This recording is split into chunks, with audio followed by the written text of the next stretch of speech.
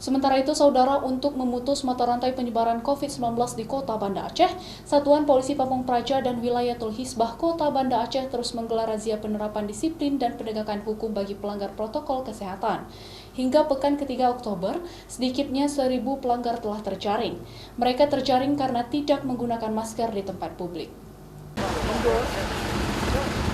Untuk merubah perilaku masyarakat Kota Banda Aceh agar selalu patuh untuk menerapkan protokol kesehatan, Satuan Polisi Pamong Praja dan Wilayatul Hisbah Kota Banda Aceh terus melaksanakan penerapan disiplin dan penegakan hukum protokol kesehatan.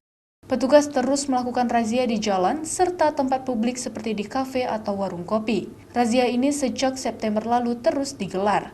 Bagi mereka yang melanggar, akan diberikan sanksi atau denda berupa sanksi sosial, sanksi administratif maupun sanksi adat. Sepanjang razia yang dilakukan, sedikitnya 1.185 kasus pelanggaran yang dilakukan oleh warga Kota Banda Aceh. Sedangkan jenis sanksi yang diberikan kepada pelanggar denda administratif sebanyak 224 kasus dan sanksi kerja sosial sebanyak 963 kasus. Sementara sanksi adat diberlakukan oleh setiap kampung kepada warganya. Bahkan dari hasil penegakan hukum, masyarakat semakin sadar dalam penerapan protokol kesehatan. Kesadaran masyarakat untuk menggunakan masker dan juga menjaga jarak serta mencuci tangan ini sudah lebih baik dari sebelumnya. Dan ini terus kita harapkan kerjasama dari masyarakat untuk bisa terus menerapkan 3M tadi agar kita bisa memutus mata rantai COVID ini di Kota Banda Aceh sehingga kita menginginkan zona hijau di Banda Aceh ini bisa terwujud.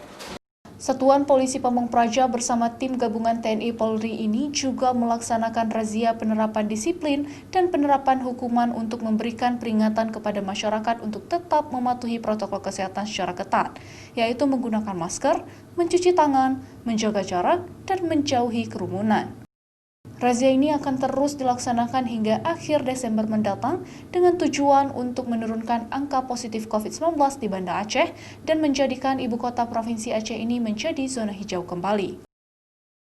Mustajab, Kompas TV, Banda Aceh.